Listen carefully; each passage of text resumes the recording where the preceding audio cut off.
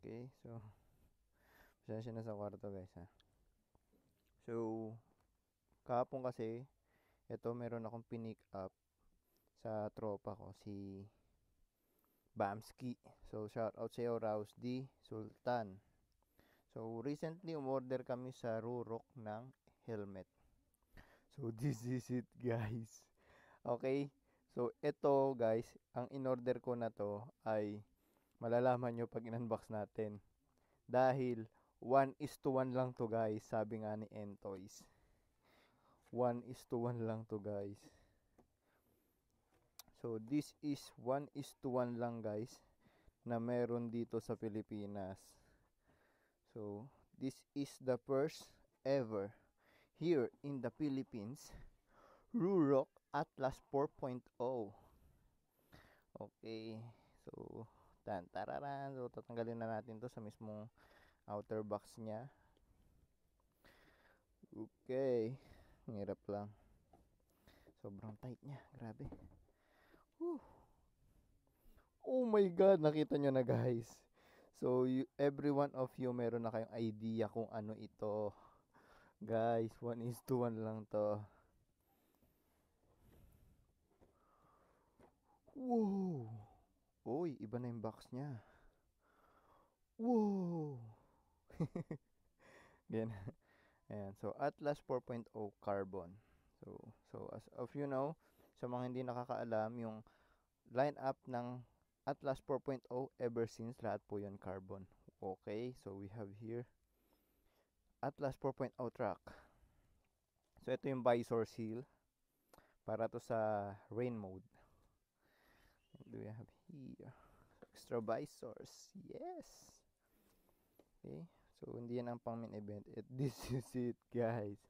Ito na. So hindi nyo pa nalalaman kung anong model ito. Guess what? Ba natin ito maganda ilapag. Okay. Tanan.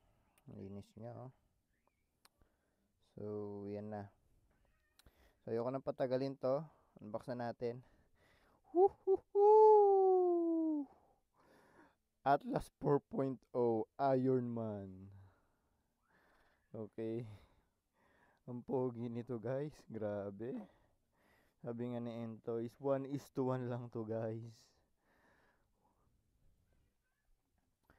Okay. Tanggalin natin ano niya. So gold lens to. Wow. Grabe, iba yung gold niya. Ibang iba yung pagka-gold niya guys. Lagyan natin to dito. Yan. Oh my god.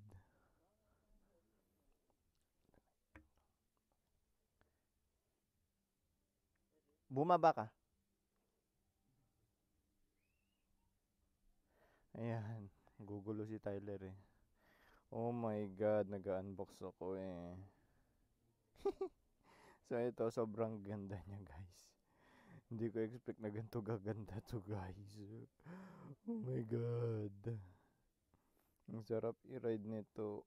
Ooh. At saka tingnan mo yung ano niya. Kulay dilaw din. Pati itong ano niya, chin niya. Grabe. Parang totoong Iron Man guys. Ang ganda. Tingnan mo.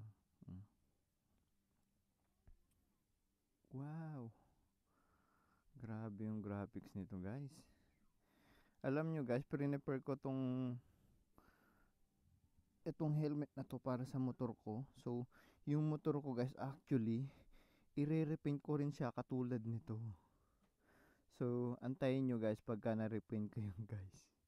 Ang ganda ng kalalabasan, okay? So, maybe siguro mamayang gabi, umpisahan ko yung sa may tail banda. Ayan. So, here is it. The first ever Marvel's Iron Man Atlas 4.0 Carbon Edition here in the Philippines. 1:1 only. Okay. Super ganda niya guys. Grabe. Super ganda, wala akong masabi.